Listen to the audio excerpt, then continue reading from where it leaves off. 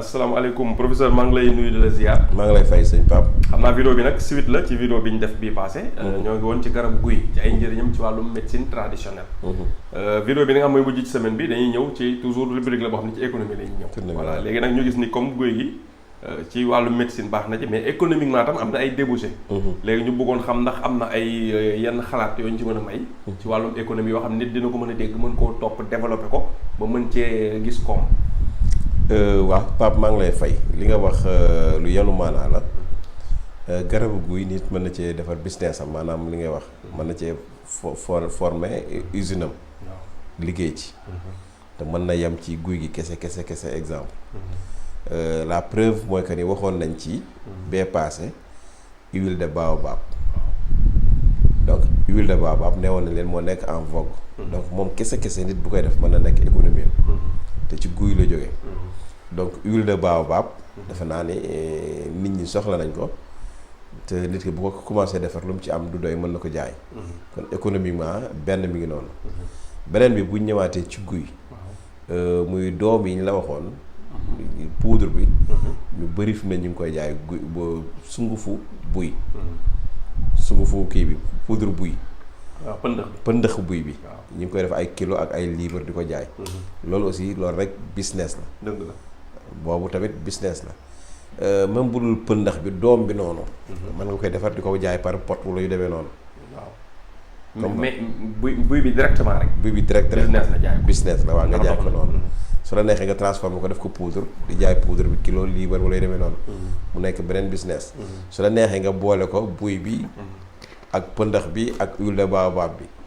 donc loolu aussi mu nekkaat gis nga mu nekk benn filière bu gën a gudd donc soo ñëwaatee ci xas bi day defar ay buum soo la neexee nit ki mën na dem gën a muri comme li nga doon wax sànq xoolaat nu ñu koy mën a defaree ba mu nekk ay buum parce que ma ngi daan nañ ci defar ay buum ñun ñi daan nañ ci defar ay buum parfois bu musaana taxani wala dara amuñu buum gis ak guy moom ngay xas kii ko takkante takk say yu mat wala dara yóbbu raw ko yóbbu donc mën na nekk nit ki mën na ci defar ay corde ay buum te sunguf yi mën nga cee créer yeneen ak yeneen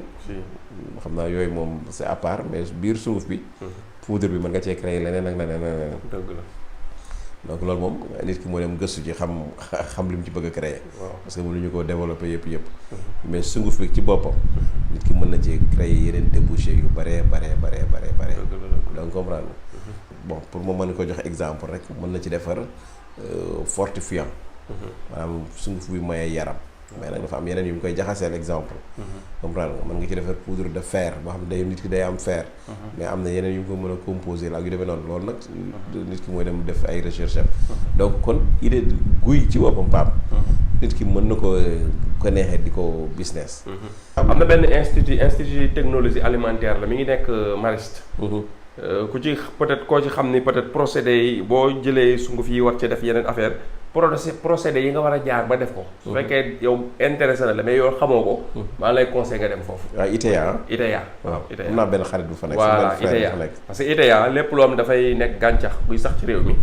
ñoom def nañ ci ay études waaw def ci ay possibilités ak ay potentialités yu ci am léegi-léegi sax si transformation des fois ñu gëstu ay yëpp mais dañ ko documenté yëpp ba pare teg ko yow boo ko bëggee def ku leen laaju nag ñoom laajoo leen xam naa ñoom waroon nañ gën a mën a fës si média yi tamit waa ITA liggéey bu am solo la ñuy def te ñu bari xamuñu sax existé nañ waaw te ñoom fi mu ne nii boo jëloon benn produit yi bëgg koo yow léegi tey xool xam nan lañ koy comme nga bëgg a jaay benn jus boo ko def ci ay bouteilles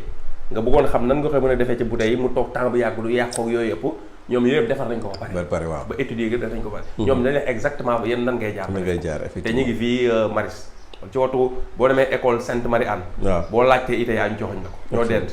voilà nit ñi tam di dem foofu tamit bu ñu bëggee yëngatu ci lu jëm ci alimentaire comme ñooñu laboratoire la boo xam ne yëpp expérimenté nañ ko ñuy dem foofu ñu leen di teg ci yoon day leen di dimbali tamit loolu tam détail bu ñu bëggoon yokk ci affaire la pour nit ñi di si bàyyi xel tamit effectivement waaw am naa benn xarit bu fa nekk sama xarit sama rakk la maa Omar Diop moom ñu bëri sax ñu may kii ci wàllu boobu moom laa leen di booleel mu nekk ku baax moom it ku disponible aussi donc mooy li nga wax rek ñoom it domaine bu yëpp étudier nañ ko c'est-à-dire mooy dem li may faral di wax rek Sénégal lu bëri am na fi mais ñàkk liggéey gi daal moo ñu dese maanaam pratiquer daal moo ñu dese waaw mais daal buñ pratiquer moom yàlla mën nañoo dimbali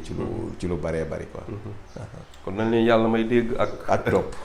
waaw kay loolu ci partage tam yàlla na ko nit dégg mën koo dem jëriñoo parce que idée bi mooy comme kenn mënta def lépp soo amee ci loo nekk nga xam leneen loo xam ne am na ay possibilité te mënoo koo def nga partagé ko bu ñàkk dina tàbbi ci nopp kenn kooku mën ko exploité comme professeur ñu ngi lay remercier boo amee loo xam ne bëgg nga ko si teg suñu tàggoo waaw ñu ngi leen di nuyu rek di leen joxaat dig daje ci beneen émission yàlla defal dégg ak topp rek amiin salaamaaleykum wa rahmatullah aleykum wa salaam wa rahmatullah